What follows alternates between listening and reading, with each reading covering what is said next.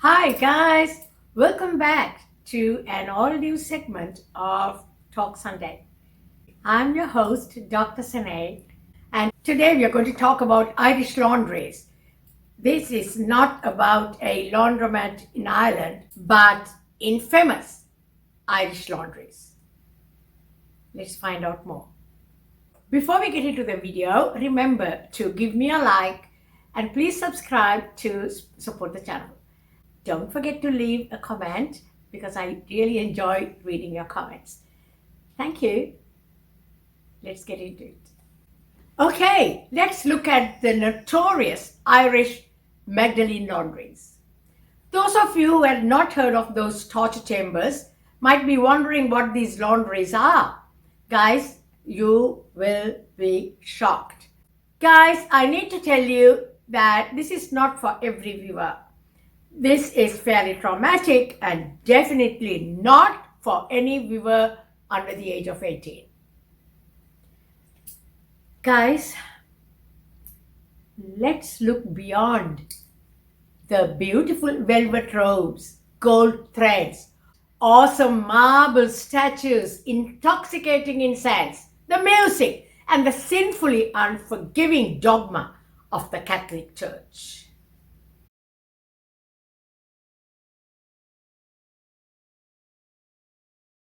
Okay, have you watched the movie The Magdalene Sisters by Peter Mullen, 2002? Let's have a look at that.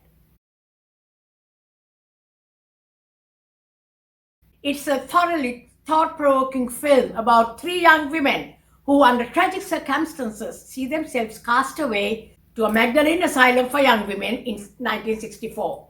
These so-called mercy homes or asylums are run like prisons, and young girls are treated very badly and are forced to do huge amounts of laundry, hard labor as well.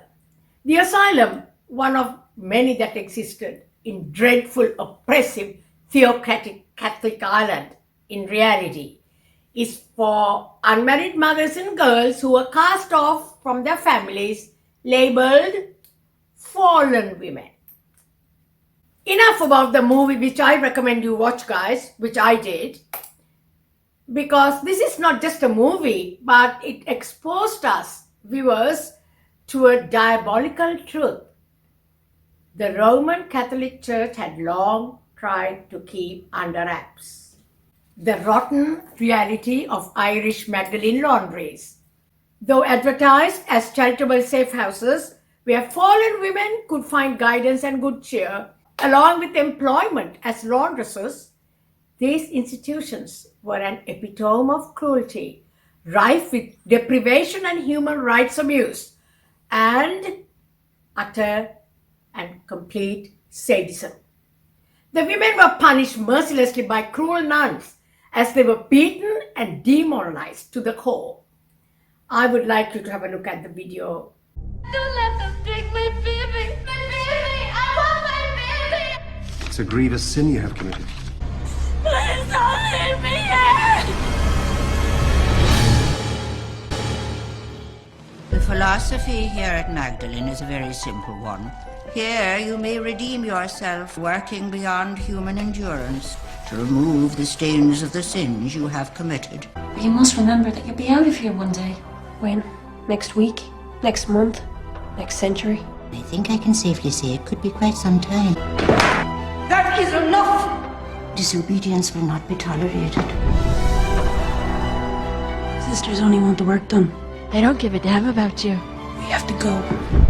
One former inmate, Marina Gambold, told the BBC that one day I broke a cup and the nun said, "I'll teach you to be more careful."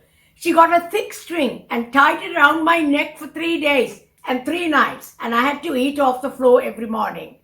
Then I had to get down on my knees and I had to say, "I beg Almighty God's pardon, Our Lady's pardon, my companion's pardon, for the bad example I have shown." Kathleen Legg, now 80, remembers, every morning you would wake up to the sound of a bell. You are expected to operate like a robot, and you did not dare question a nun. We bathed once a week, and I remember the lice from our hair used to float around the top of the water. So, if you were one of the last ones to get washed, it was horrific. Ex-Magdalene Laundries Sullivan told the Scotsman that I had my hair chopped off and my name changed, and when I was put into the Magdalene Laundry, all I remember was the door being locked. They beat, punched, and tortured me. Her words. The number of more blood-curdling stories is vast. Guys, incredibly, the laundries continued to operate from the 19th century in various stages of cruelty until 1996. It's been estimated that over 30,000 women passed through the asylums, some staying a month and some remaining for a lifetime. Even that seems to be a conservative figure, though, when you consider that the time period in question spans over 2 centuries. In 1993, a mass grave was found on land owned by the Sisters of Our Lady of Charity and Refuge in Dublin. Inside were remains of hundreds of penitents who had once been inmates of High Park, the largest laundry in Ireland. The final body count was 155. The bodies were of women or girls who had been neglected to death and or mistreated and abused to death. The Magdalene Laundries were not without their courageous heroines. Numerous inmates tried to escape or run away, and some even made it out to a better life. Woo. One survivor, Elizabeth Coppin, told Al Jazeera that one of the nuns came down and accused me of stealing someone's sweets. 2 of the women dragged me up to a dark cell. I stayed there for 3 days and 3 nights. And that was when I realized 2 things. No one was coming to help me. And what they were doing was wrong. I decided to run away. Guys, see what a brave woman she is? There were no bars on the windows at the front of the building. So me and another girl decided to jump out when the nuns weren't looking. We ran into the city. We had nothing, but we were good workers. So we managed to get a job working in a hospital that trained nurses. I was 17 by then. We were happy. See how beautiful that was, guys?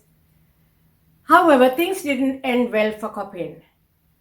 One day, a man came. He was from the Irish Society for the Prevention of Cruelty to Children. He brought me to another laundry. When he left, he said, "You run away from this place and we'll put you somewhere you'll never get out of."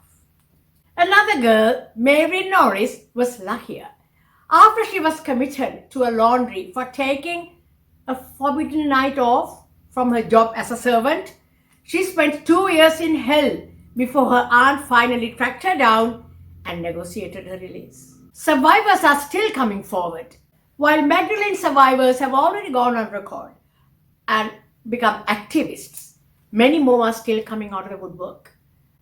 One such individual was Margaret Bullen, who had been forced by the nuns to give her daughters up for adoption. 2 of them finally tracked her down in 1995, so that was good news.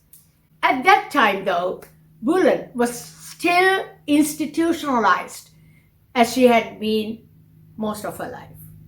According to one of her daughter's accounts in The Telegraph, Margaret spent her childhood and puberty in these institutions without a chance to grow up. At the age of 16, she was transferred to another Magdalene Laundry. There, she toiled unpaid for the rest of her life. Her daughter's words. Guys, Margaret died in her 40s of kidney and liver failure brought on by the chemicals she had inhaled while working in the laundries. Sex in a Cold Climate is a 1998 Irish documentary produced and directed by Stephen Humphries and narrated by Dervla Kervor, detailing the mistreatment of fallen women in the Magdalene Laundries in Ireland. Look. Until recently, the Catholic Church in Ireland went largely unquestioned as the Republic's highest moral authority, and its teachings on sexual behaviour were simple and strict. Sex outside marriage was not only objectionable, but like murder, a mortal sin. A memorial fund was set up for the survivors, and it was reported that the church refused to donate to it.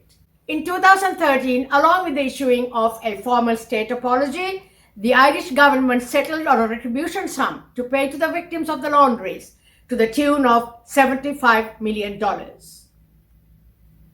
This settlement meant that hundreds of survivors would each receive around $130,000, which is a good thing. For its part, the Catholic Church, which largely denies any wrongdoings, according to what I read, has never paid any money towards the women for their forced free labor. I'm wondering what you think about this, guys. But I have to also say that this is not a representation of the Catholic Church. We know that they are also noted for their charities and also making the lives of a lot of people better. So it's up to you guys to find out more about these stories, read more, and you can do some research on your own. Don't forget to subscribe and support my channel, and I will see you again with more intriguing stories. Keep well. Bye for now.